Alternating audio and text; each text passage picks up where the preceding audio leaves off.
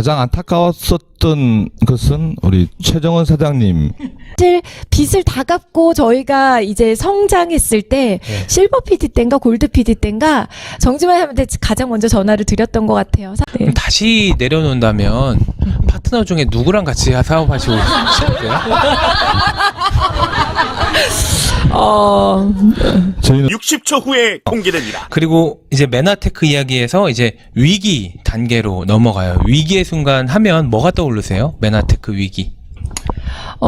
이명지 사장님이 이제 아까 이 화면에 나오는 것처럼 2007년도 3월인가 4월에 이제 미국의 그 전 세계인들이 모이는 메나페스티벌에 다녀왔었어요. 그때 이제 저한테 한 10,000명 가까이, 근데 이제 실제로 한 7,000명, 8,000명 정도가 전 세계에서 이제 모였다고. 그러면서 그때 임상 사례들이라던가 여러 가지들을 이제 발표를 해준 거를 막 가지고 이제 왔었어요. 그러면서 정말 열심히 이렇게 막 사람들을 만나고, 저는 이제 그 당시만 해도 아기가 어리니까 미팅장 왔다 갔다 하고 이제 이런 정도였는데 너무너무 열심히 이제 진행을 하고 있는데, 그때 갑자기 이런 이상한 메나테크에 관련된 이상한 뉴스가 뜬다 뭐 이렇게 얘기를 하시더라고요. 그거를 이제 저희는 그런 정보가 별로 없으니까 이제 외부의 분들에 의해서 이렇게 전해 듣게 된 거예요. 지금의 그때 제가 기억나는 건 주간동화인가 거기에서 다 사실이 아니다. 그러니까 뭐 예를 들어 거기에서 제가 기억나는 건 그 벤칼슨 박사님 샴쌍둥이 그것도 이제 얘기를 저한테 해준 거예요. 그분이 나와서 정말 본인이 이걸 먹고 너무 좋아져서 건강해졌다라는 얘기를 그 수천 명 앞에서 강연을 해주신 거를 보고 온 거잖아요. 그쵸. 그런데 그게 거짓말이다. 그런 얘기를 한 적이 없다. 이렇게 거기에는 뜨니까 너무 당황스럽고 뭘 믿어야 돼? 저는 남편을 당연히 믿어야 되잖아요. 근데 그런 것도 사실이 아니다. 사이언스도 다 거짓말이다. 막 이렇게 얘기를 하니까 사실 그때는 이제 너무 걱정도 되고 두렵기도 하고, 또 실제로 이제 주가가 막 폭락하기 시작하고, 그리고 알고 봤더니 저희는 그럼에도 불구하고 워낙 고객분들이 이렇게 먹고 좋아지시고 건강해지시는 분들이 많다 보니까 뭐 매출에 이렇게 문제가 있거나 이러지는 않은 거예요. 또 저희 파트너들 몇 안 되는 파트너분들이나 저희 업라인 스폰서들도 그냥 워낙 제품력으로 이렇게 가다 보니까. 그런데 그 다음에 미국에 가니까 분명히 남편이 뭐 10,000명 가까운 막 7,000명, 8,000명이 모였다고 했는데 그 다음에 가니까 한 2,000~3,000명 정도도 없었던 것 같아요. 그리고 또 굉장히 분위기도 어수선하고, 그래서 왜 그런가 봤더니 그때 이제 과대 광고로 미국에서 어떠한 이제 문제, 이걸 먹고 건강해졌다고 얘기를 하는데, 사실 그 부분이 이제 훈련받지 못한 저희와 같은 사업자들이 이렇게 전달하다 보니까 거기에서 오해가 생기기도 하고요. 또 그참에 바로 또 이 글리코 영양소 특허, 엠브로토즈 특허에 대해서 좀 안 좋게 바라봤던 그런 제약회사에서 특허 소송이 들어오고, 그래서 막 그 주가가 막 폭락하는 거예요. 근데 저희는 이제 그 당시에 외부적으로는 그렇게 어마어마하고 메나테크 철수한다라는 뉴스가 네트워크 신문에 뜨고 이럼에도 불구하고 저희는 이제 그런 게 실질적으로 위기로 다가오지는 않았던 것 같아요. 왜냐하면 그냥 어차피 먹는 분들이 다 먹고 이렇게 하다 보니까. 그런데 그때 당시에 이제 1년, 2년 지났을 때보다 이제 특허 소송으로 이게 길어지다 보니까 회사가 이제 정말 위기를 맞게 되는 거죠. 회사 자체가 200불까지 올라갔던 주가가 실제로 1달러 미만으로 떨어지고 폭락하고 이러다 보니까 이제 그때는 정말 좀 무서운 생각, 이 회사가 정말 철수하면 어떡하지? 라는 그 두려움은 사실 있었던 건 맞는 것 같아요. 그때 그럼 특허 소송과 과대 광고 소송 되기 전까지는 그래도 성장을 쭉 하고 계셨던 거죠? 한국뿐만 아니고 전 세계적으로 그 당시에는 굉장히 급성장을 하던 시기였죠. 이제 급성장을 하다 보니까 외부에서 보이지 않는 이제 공격을 해오게 된 거고요. 그 공격을 당하고 있을 때 아까 제가 말씀드렸었던 전문가 선생님들의 입장에서는 혹시라도 우리 병원의 약국의 이미지에 손상이 가지 않을까라는 그런 염려들을 많이 하셨던 것 같아요. 그러다 보니까 그 방송 여파 때문에 많은 분들이 병원 약국을 염려해서 메나테크를 떠나는 일이 생겼죠. 그때 저는 속으로는 한편으로는 이게 기회다라는 생각을 저는 했던 게요. 과거에 비즈니스를 했었을 때 그 회사도 비슷한 일들을 겪었었거든요. 굉장히 매출이 급성장을 하는데 방송 여파 때문에 매출이 10분의 1 토막이 나고 그랬었던 경험이 있었어요. 그런데 그 10분의 1 토막이 났었던 그분들 중에서 엄청난 성공자들이 나온 것을 제가 눈으로 봤었던 기억이 있었기 때문에 이거는 나한테 온 또 새로운 기회다라는 그런 생각을 가지게 되었고요. 실제로 배재훈 사장님께서 말씀을 해주셨던 것처럼 시스템을 조금이라도 갖추고 왔었던 우리 그룹은 그 당시에 규모가 크진 않았었지만 그런 방송 여파에 크게 지장이 생겼거나 여파가 생기지를 않았던 것 같아요. 그 원동력은 뭐예요? 그 외부의 이제 위험 요소나 어떻게 보면 좀 힘들어졌기 때문에 많은 분들이 사업적으로 힘들어할 때 그래도 타격을 덜 받았던 그런 원동력? 질문이 하나 왔거든요.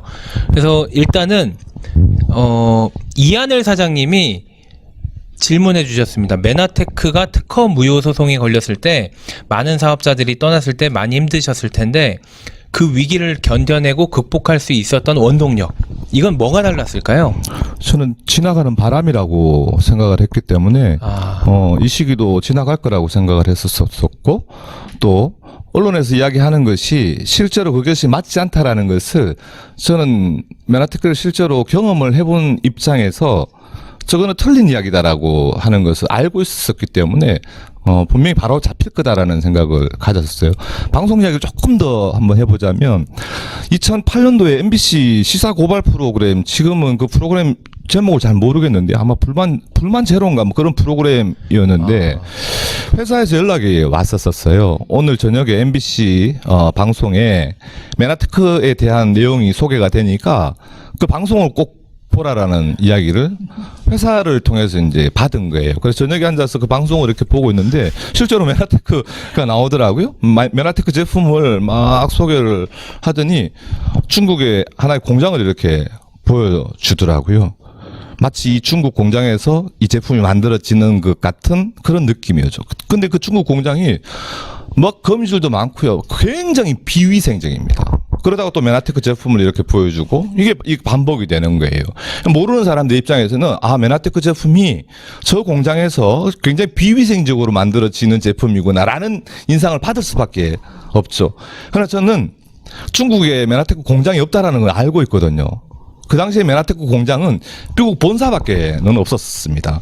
그래서 방송이 교묘하게 편집을 통해 가지고 나오는 것을 봤었을 때 저것은 분명히 거짓말이라는 것을 저는 알기 때문에 이것은 분명히 지나가는 바람이야. 이게 지나가고 나면 메나테크의 진실이 무엇인지를 많은 사람들이 알게 될 거야라는 그런 생각을 가지면서 내가 이 시기만 잘 참고 견뎌낸다면 분명히 나한테 새로운 기회가 올 거야. 이런 마음을 이제 가지게 된 거죠. 그럼 그 방송이 나오고 나서 이제 위기의 순간이 시작되고 나서 몇 년 정도 그 폭풍이 갔어요? 굉장히 오래 갔습니다. 5년. 5년이요? 5년 정도. 5년 간 것 같아요. 네. 5년. 그때 이렇게 돌이켜보면 좋았던 기억들도 많이 있을 것 같은데 후회했던 적이나 뭐 진짜 힘들었던 적은 없으세요? 힘들었던 적은 저는 별로 없는 것 같고요. 가장 안타까웠었던 것은 우리 최정원 사장님 그때 막 사업을 조인을 했었거든요.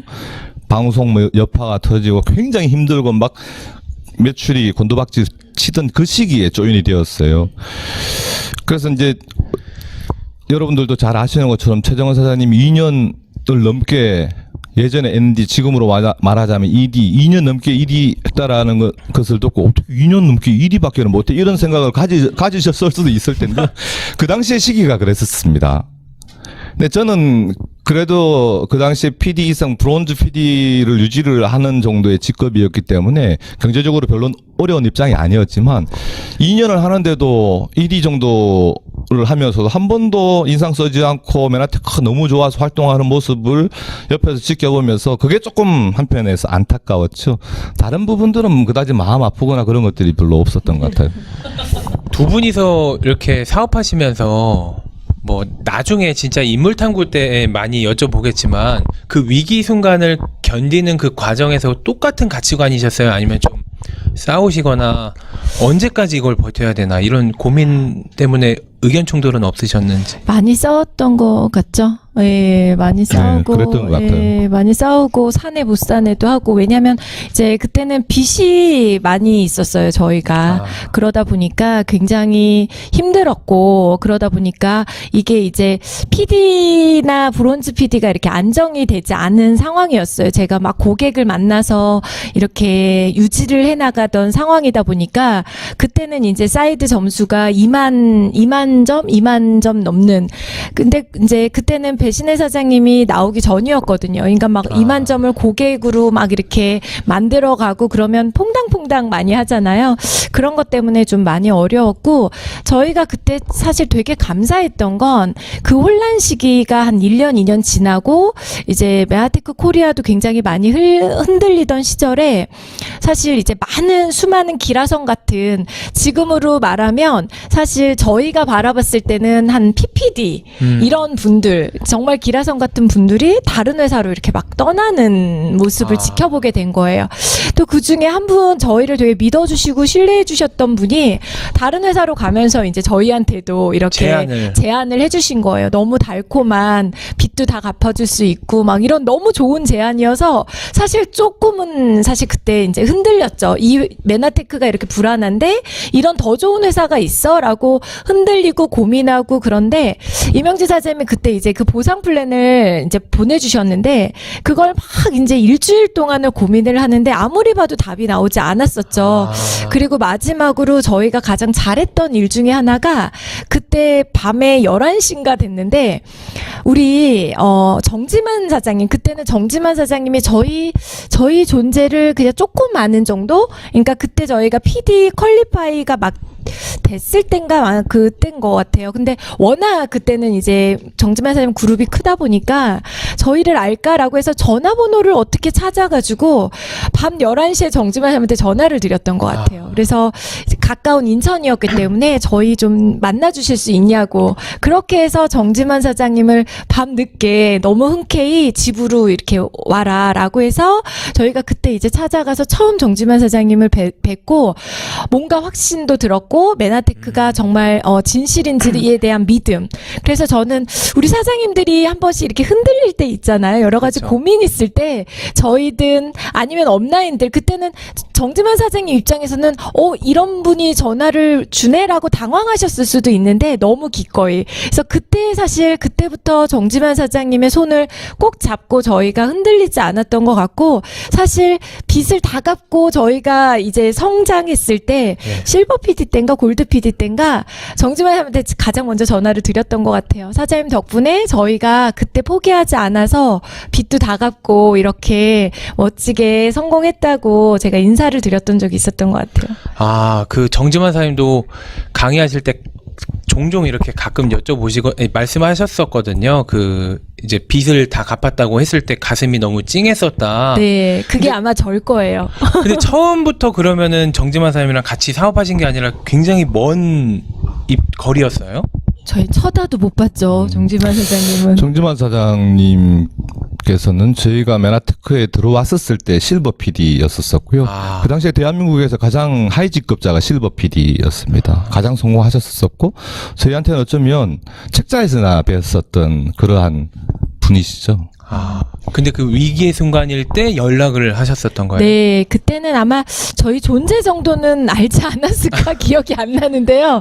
어쨌든 정말 이런 데 오면 악수하고 정말 이렇게 이명 사장님은 그런 거 못 하잖아요. 막 저는 가서 사진도 찍고 싶고 이런데 좀 주저했던 사이였던 것 같아요. 그때는. 그렇구나. 그러면은 지금 실시간으로 몇 개 질문을 또 받았어요. 강인석 사장님, 커피 업라인 스폰서 사임 통해서 보내드리도록 하겠습니다. 강인석 사장님께서 여쭤보시는데요. 답변해 주시면 될 것 같아요. 그때나 지금이나 왜 사람의 마음을 움직이는 것이 어려울까요?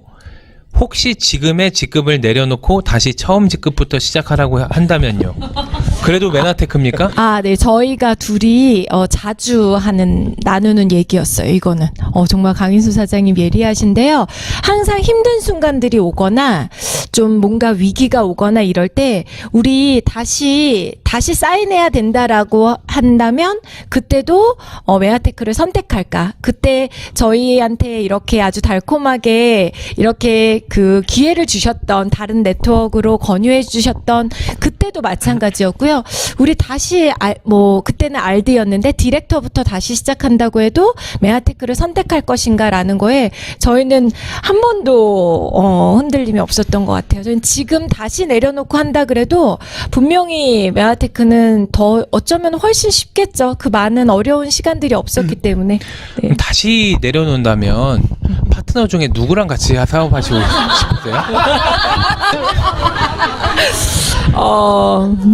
저희는 선택을 하는데 선택받으신 파트너분들께서 저희를 선택을 하지 않을지 그죠. 근데 모르겠습니다. 그럴 일은 없죠. 60초 후에 공개됩니다. Yeah.